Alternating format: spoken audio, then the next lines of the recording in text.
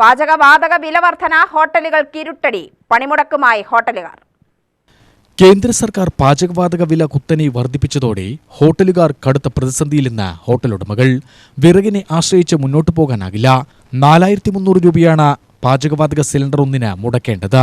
ഇതുകൊണ്ട് കച്ചവടം നടത്തിക്കൊണ്ടുപോകാൻ ബുദ്ധിമുട്ടാണെന്ന് ഹോട്ടൽ ആൻഡ് റെസ്റ്റോറന്റ് അസോസിയേഷൻ ജില്ലാ കമ്മിറ്റി അംഗം മുരളീകൃഷ്ണൻ UTVയോട് പറഞ്ഞു. പലചരക്ക് സാധനങ്ങളുടെ വിലകൾ വർദ്ധിക്കാൻ തുടങ്ങി, പച്ചക്കറികളെല്ലാം വില കൂടാൻ തുടങ്ങി. കഴിഞ്ഞ മാസങ്ങളിൽ മുഴുവൻ ബീൻസ് 30 രൂപയ്ക്ക് 40 രൂപയ്ക്ക് കിട്ടിയിരുന്നെങ്കിൽ ഇന്ന് ബീൻസ് 100 രൂപയാണ്, തക്കാളി 60 രൂപയാണ്. അങ്ങനെ എല്ലാ സാധനങ്ങളും നിത്യോപയോഗ സാധനങ്ങളും മുഴുവൻ വില കൂടുകയാണ്. ഇലക്ഷൻ കഴിഞ്ഞതിൻ്റെ പിറ്റേ ദിവസം മുതൽ തുടങ്ങിയതാണ് ഇത്. ഇങ്ങനെയുള്ള ദിവസങ്ങളിലേക്ക് അത് കൂടി പഴയ ഒരു ലെവലിലേക്ക് എത്തും.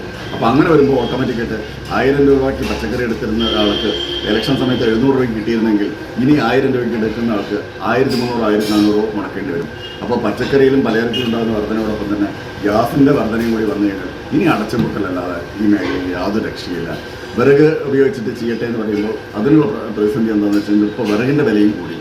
60 രൂപയ്ക്ക് കിട്ടിയിട്ടുണ്ടായിരുന്ന പുളിവിറക് ഇപ്പോൾ 100 രൂപയിലേക്ക് എത്തിയിരുന്നു. എന്തുമാത്രമല്ല, ഈ വിറക് ഉപയോഗിച്ചുകൊണ്ടുള്ള ഈ സീസൺ കഴിഞ്ഞ് കഴിഞ്ഞാൽ 10 ദിവസം കൂടി കഴിഞ്ഞാൽ മഴ പെയ്യാൻ തുടങ്ങി കഴിഞ്ഞാൽ ഒരു ഹോട്ടലും പ്രവർത്തിപ്പിക്കാൻ പറ്റാത്ത അവസ്ഥയാണ്. വിറക് ഉപയോഗിച്ച് പ്രവർത്തിപ്പിക്കുമ്പോൾ പുകയുടെ ശല്യം കാരണം ആളുകൾ ഹോട്ടലിലേക്ക് വരാതാകും. അപ്പോൾ ഞങ്ങൾ നേരിടാൻ പോകുന്ന പ്രതിസന്ധി വലിയൊരു പ്രതിസന്ധിയാണ്. പച്ചക്കറിയും പലവ്യഞ്ജനങ്ങൾക്കും വില കുറഞ്ഞതുകൊണ്ടാണ് ഗ്യാസിന് വില കൂട്ടിയിട്ടും ഇതുവരെ പിടിച്ചു നിന്നത്.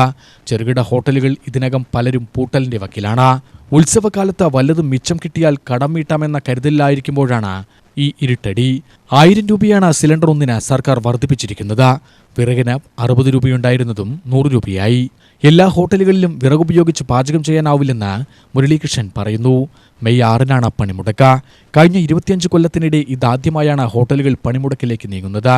UTV news, Palakkad.